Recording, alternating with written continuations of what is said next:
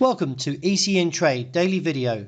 Before we begin, it should be noted that any advice is of a general nature only and that your personal circumstances have not been taken into consideration. Hello everyone, my name is Rob Clayton and thank you for joining me. The Australian dollar edges higher and now crushes the level of 66.7075 as the US dollar, which measures the greenback strength against a basket of six major currencies, remains pressed at the key support level of 103.30. Thanks to the latest US inflation report that took the spotlight off the Silicon Valley bank collapse, Tuesday's data showed that the US Consumer Price Index rose by 0.4% in February versus a 0.5% a month earlier, while on a yearly basis it rose 6% last month compared with 6.4% in the previous month.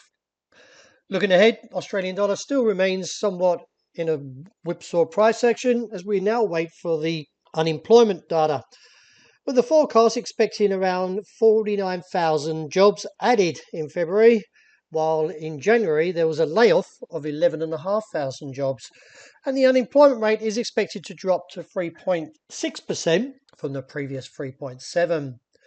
Meanwhile, in overseas data, eyes look to the US PPI index and also the release of the US retail sales. But still, with the strength still holding in the Australian dollar and clearing that level of 66.7075, let's see how the market plays with 67.35, as a break there would give further scope up towards 68 cents. Although the indicators only have one part of the bullish case to support the rise, let's see how strong this move in the next 12 hours can be. Looking at the euro, still looks like we can see a challenge to that top side 107.6065. And as I mentioned before, a break in the dollar index around 103 figure, that would give further indication to the top side for the euro to rally on to the region of 108 to about 108.65. And you see the dollar index drop to 101. Looking at the dollar yen case, well, the market's still a little bit mixed, but still slightly on the upstep. And therefore, I feel that we can still see a challenge to that top side key level, somewhere around 134.6070. Reassess from there, as a break would give further indication to the top side and look towards 136. I would like these technicals, though, to support the case. If the break is sustainable, then the indicators should follow. Sterling still somewhat holding to a bullish case, and therefore looking towards the region, maybe to 122.45. I do like the way this pattern's shaped up, and therefore could see the rise, as all the indicators are supporting this upside move.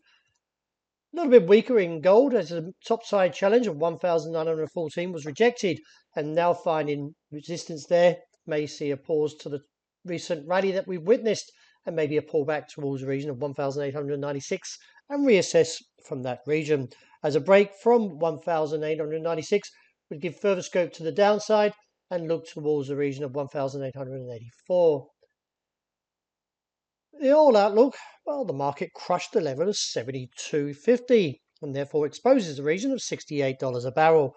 With a slight profit taking coming back into play, I feel the market is still holding very much to a bearish case and therefore could see further down tests towards 71.70 and eventually testing the level around $68. Well, that's a wrap for the day. Thank you very much for joining me, and as always, look out for the intraday report and hope you enjoy the rest of the day.